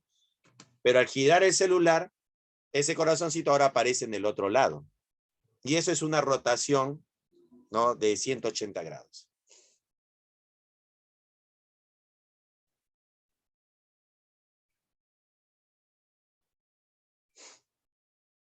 ¿Se entendió? Profesor, Sí, dime. quiere decir que busquemos siempre la menor numeración, ¿verdad? Correcto. Al final vamos a buscar la menor numeración. Entre 7 y 2, el menor sería 2. Aplico las reglas que ya conocemos. Por ejemplo, podemos poner otro caso de dos sustituyentes. Por ahí me están preguntando, profesor, ¿qué pasa si hay dos sustituyentes? Por ejemplo, si yo tengo acá el naftaleno y le ponemos aquí el cloro y acá le pongo el metil. Entonces, por la numeración, tú podrías decir, profesor, acá es 1, 2, 3, 4, 5, 6, 7, 8. Donde los sustituyentes están en posición 2 y 7, ¿no? Este sustituyente metil en posición 2 y el cloro está en posición 7. Entonces tú podrías decir que su nombre es, ¿cómo se llamaría? 7 cloro, 2 metil, naftaleno. ¿No? Podrías decir que ese es su nombre. Pero tú dices, no, pero el profesor dijo que puedo hacer giro de 180 grados sobre un eje de simetría. Entonces, haciendo la rotación de la molécula, tú podrías decir, mi otra molécula, haciendo girar la molécula, ahí está. El cloro se ubicaría acá y ahora el metil se ubica acá, ¿no? Hemos girado la molécula en el espacio. Y ahora el cloro está al lado derecho y el metil está al lado izquierdo. Entonces la numeración es acá 1, 2, 3, 4, 5, 6, 7 y 8. Nuevamente los sustituyentes están en posición 2,7, ¿no? En 2 y en 7. Y entonces tú dices, ¿cómo se va a llamar él? Él se va a llamar 2 cloro, 7 metil, naftaleno. Ahí está, ese sería su nombre. Pero ahora el problema es, ¿cuál de los dos nombres es el correcto? ¿Será 7 cloro 2 metil naftaleno o 2 cloro 7 metil naftaleno? Entonces hay dos posibilidades. Entonces, la numeración en ambos casos es 2727. Entonces tú dices, profesor, pero si la numeración no me ayuda, voy al orden alfabético. Y por orden alfabético, el cloro debe tener la menor numeración. Aquí el cloro está en la posición 7 y acá el cloro está en la posición 2. Entonces el nombre correcto sería 2 cloro 7 metil naftaleno. Este de acá no. ¿Se entendió?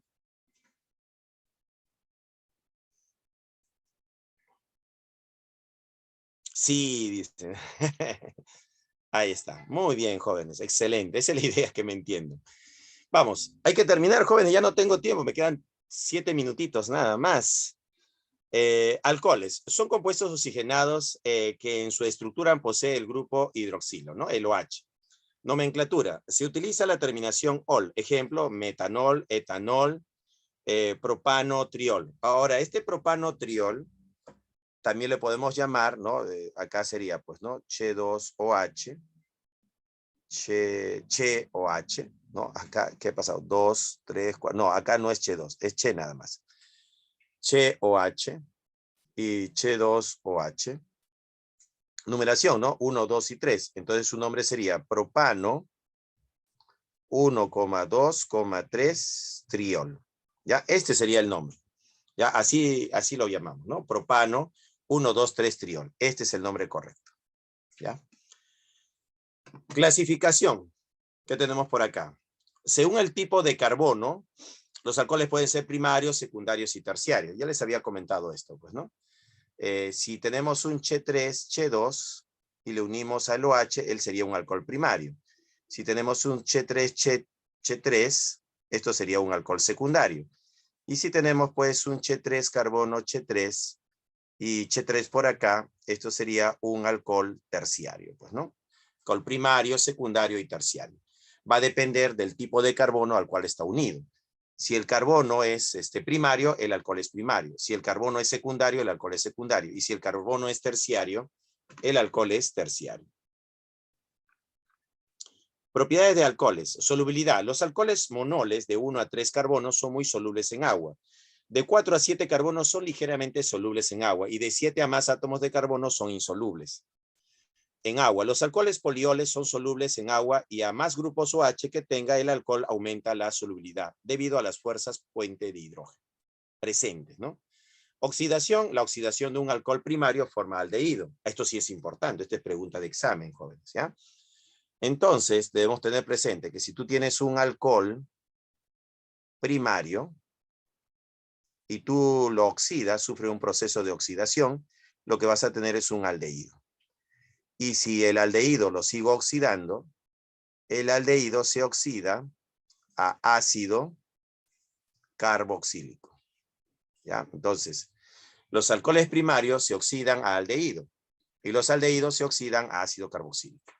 Ahora, si el alcohol es secundario, que es el otro caso, ¿no? Si tenemos un alcohol secundario, la oxidación de un alcohol secundario te va a dar una cetona. ¿Ya? Una cetona. Entonces, los alcoholes secundarios cuando se oxidan dan cetonas. Dice acá, oxidación. La oxidación de un alcohol primario forma aldehído y este se oxida a ácido carboxílico. La oxidación de un alcohol secundario forma acetona y los alcoholes terciarios no se oxidan. Ya vamos a decir que un terciario, si mantiene la estructura como terciario, no se va a oxidar. ¿Ya? Hay un caso muy particular donde la cadena se rompe. Si rompemos la cadena de un alcohol terciario, sí se va a oxidar formando aldehído o ácidos carboxílicos. Pero es un caso muy particular, ¿ya? Se podríamos poner una notita, ¿no? Un asterisco ahí. Pero si mantenemos la cadena principal, no rompemos la cadena, los alcoholes terciarios no se oxidan, no sufren oxidación. Dice por acá, ¿reducción de cetona da alcohol secundario? Sí, el proceso inverso sí es posible. Si tú tienes una acetona y aplicas una reducción, la reducción de una acetona me da un alcohol secundario. ¿Ya? Ocurre, ¿se puede hacer las reacciones inversas? Sí. El ácido carboxílico se reduce, me da un aldehído. El aldehído se reduce, me da un alcohol primario.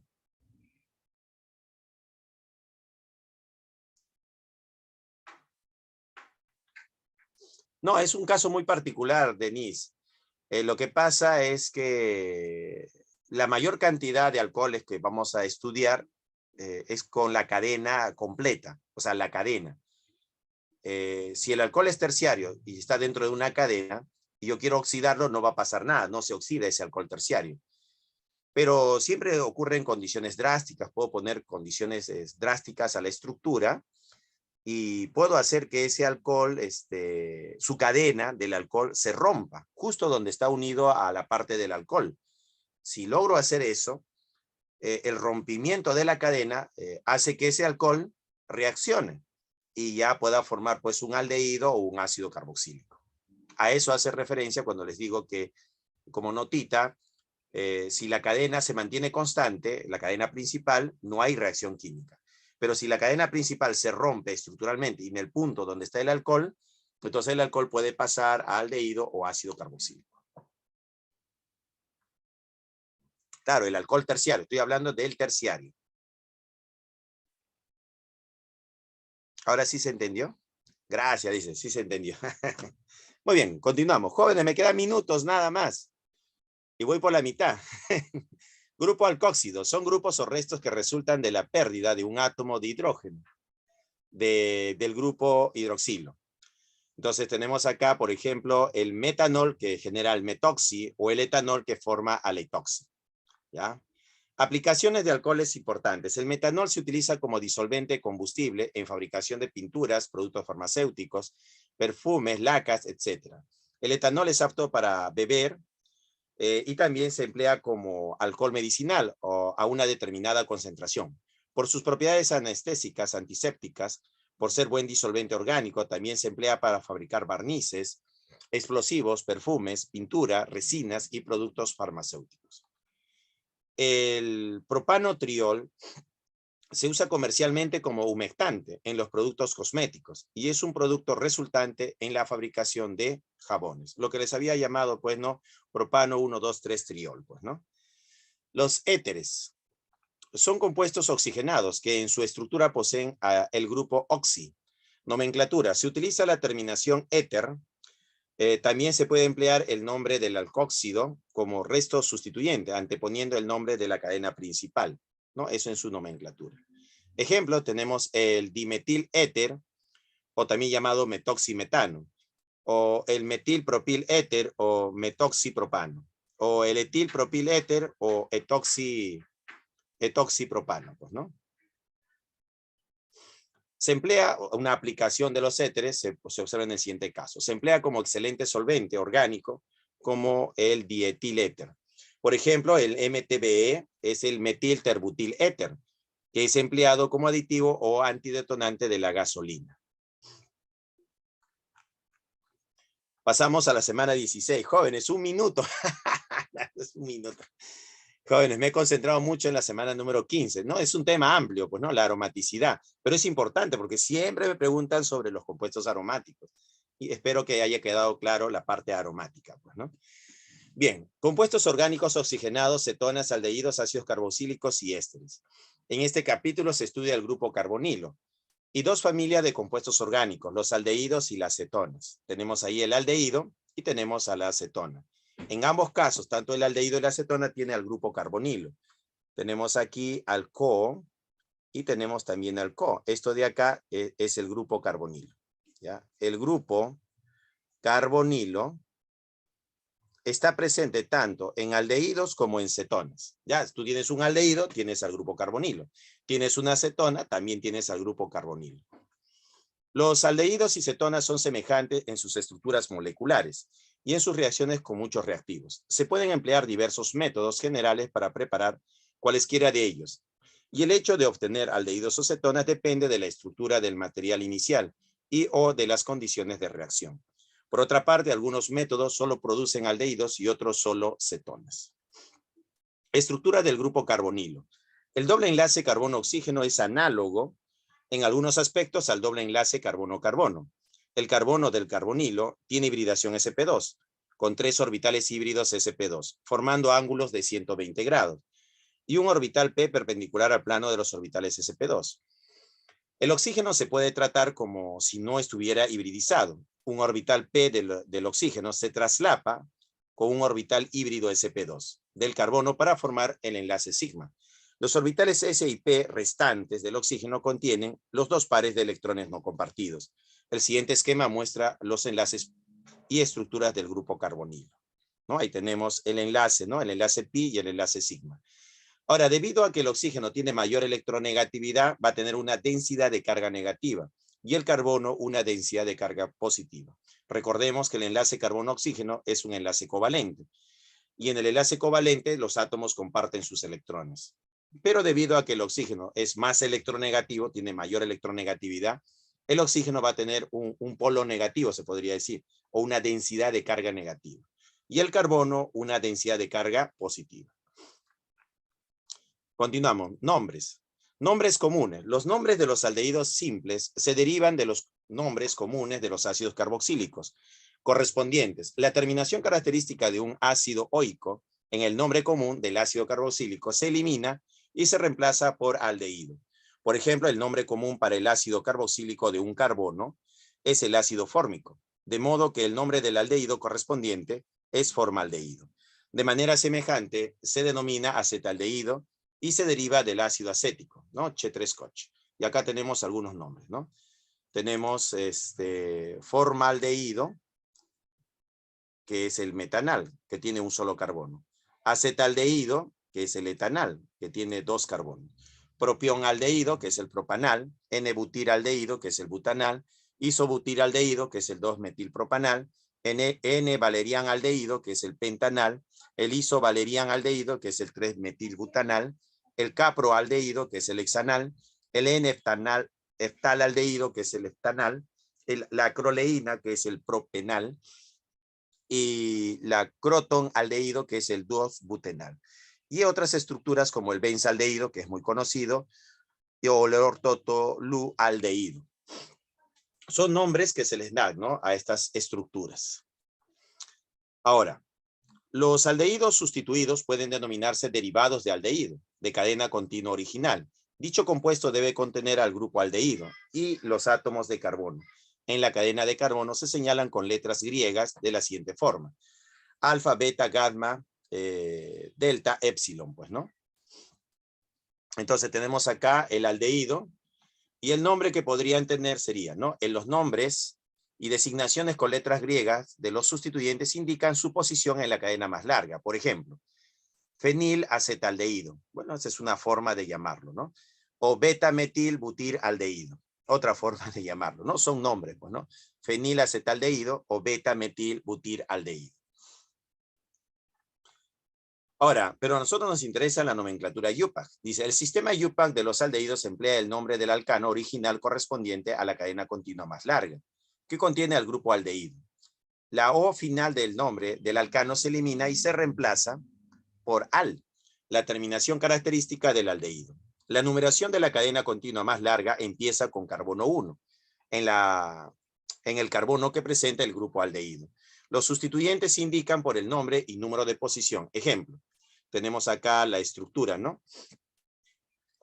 Entonces hay que darle nombre, ¿no? A esta estructura. Entonces el carbono número 1 sería el carbono del grupo carbonilo.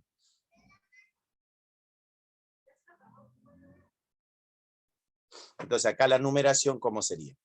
Él sería el carbono 1, carbono 2, carbono 3, carbono 4 y carbono 5.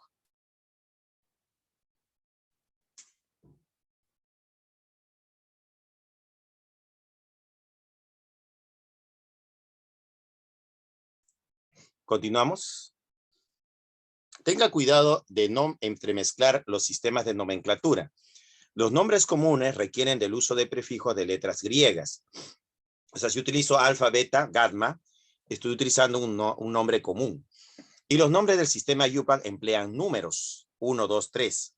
Observe también que las letras griegas empiezan en el carbono adyacente al grupo aldehído, en tanto que la numeración IUPAC empieza con el carbono del aldehído.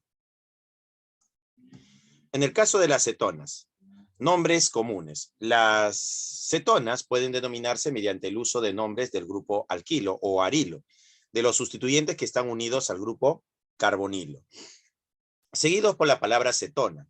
También hay un nombre común simple para la acetona más sencilla, la acetona, ¿no? El Che3-CoChe3 es más conocida como acetona. Por ejemplo, tenemos la dimetilcetona, o también conocida como acetona. Las cetonas que terminen el agrupamiento como C6H5COR o C65H5COAR se designan con el término fenona, que es otra forma de nombrarlas, ¿no? Fenona, precedido por el nombre del ácido carboxílico RCO o arilo-CO, del que se deriva la acetona. La terminación del ácido ico o ácido oico se elimina del nombre del ácido carboxílico y se reemplaza por O antes de agregar la terminación fenona. Ejemplo, tenemos aquí a la acetofenona. Profesor, ¿de dónde sacó ese nombre? Claro, la aceto sería esto de acá, mira. Esto de acá es la aceto. Y la fenona sería esto de acá. Y ahí tenemos la acetofenona. Benzofenona. Profe, ¿y esto de dónde lo sacó? Claro, de acá viene, esto viene de benzo, ¿no? Esto de acá sería benzo y esto de acá sería la fenona. Y ahí tenemos a la benzofenona. Ya, es nombre, pues, ¿no? Profesor, ¿cómo hizo eso? Bueno, jóvenes, eso ha sido todo por hoy. Nos vemos hasta la siguiente clase, que es el día jueves. Chao, jóvenes, hasta luego. Me he pasado de la hora.